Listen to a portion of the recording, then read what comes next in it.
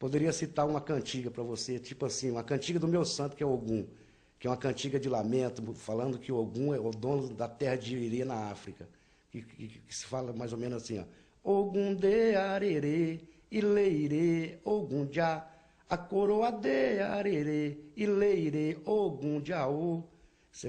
Então, quer dizer, Ogum está dizendo que Ogum é rei e dono da terra de Irê na África. Acredito logicamente no candomblé, acredito em Deus, que na minha religião se chama Olorum, certo? Que às vezes a pessoa fala, esse povo não acredita em Deus. Não, Deus é primordial, Deus é o supremo. Só que na África ele se chama Olorum, entendeu? Então eu acredito piamente nele. E depois no meu santo, que é Ogum, né? Procurar ajudar as pessoas, porque eu vivo candomblé 24 horas por dia. Então, quer dizer, eu não tenho outra coisa a não ser ajudar.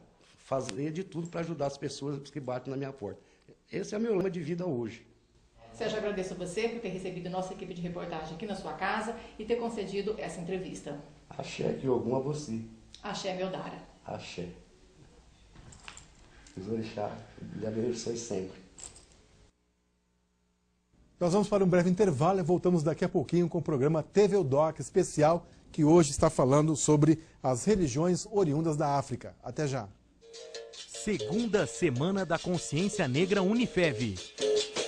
Segunda Semana da Consciência Negra Unifev. A sua observação sobre o que a Lena acabou de dizer, sobre essa questão do mal dentro da religião, que o pessoal acha que pessoas fazem trabalho contra essa pessoa, contra aquilo. Qual a sua posição sobre isso aí? Olha, eu assim, eu para ser sincero, sobre essa religião, conheci ela muito profundamente, porque eu sei através de livros, né? Mas pelas histórias que vêm, como, por exemplo, que a gente estava conversando no intervalo, teve muitos movimentos negros que se faziam. Então, naquela época não podia fazer manifestação, ter uma religião afro, ou se fazer uma reunião para a gente discutir a nossa situação deles na época.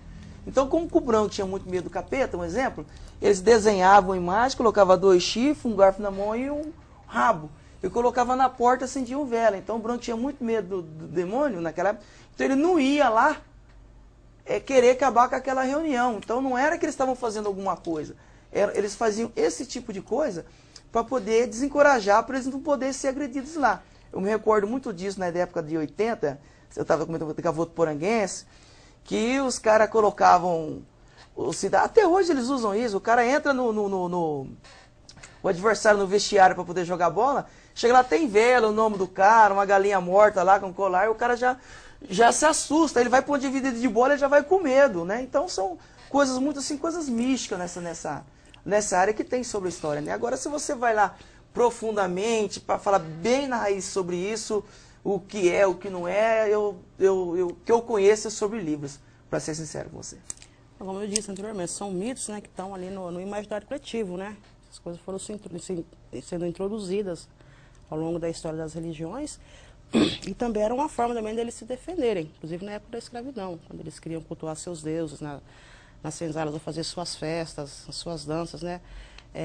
Vivenciar um pouco da sua própria cultura, eles faziam muito isso, colocava alegorias de cabeça de animal morto na porta, para que os feitores, né, e os senhores de engenho não fossem lá, porque eles sabiam, né, eles tinham consciência de um ponto fraco, que era o medo, né, dessas coisas demoníacas, satanás, como eu disse anteriormente, que é uma criação do cristianismo, eles não acreditavam nisso, né, não acreditavam nessas coisas, então era uma forma, né, de eles se defenderem. Psicologicamente, eles armavam uma estratégia para manter, sem se comprometerem, né, sem o risco de serem castigados, porque gerava um certo medo nas pessoas, um medo que eu creio que é, até hoje, né, esse medo, porque o ser humano ele tem medo do desconhecido, aquilo que ele não entende, ele tem medo, né, e foi, ao contrário que se pensa, o povo negro era muito inteligente, né, e usou essa inteligência para minimizar um pouco as dificuldades, né, do dia a dia enfrentado com a escravidão.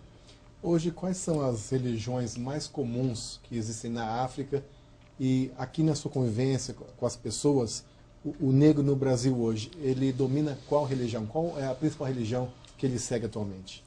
Olha, seria o candomblé e a umbanda, né? Mas, assim, são duas coisas, assim, distintas uma da outra. O candomblé, ele é totalmente africano. Ele não trabalha com guias, trabalha-se com deuses. Todos são negros, todos os orixás são negros e têm a sua história fundamentada lá na África, nas nações, nos reinos. É uma coisa muito séria também que acontece, né? A gente fala da África de 500 anos. 8% da história da África se é contada, que é com a chegada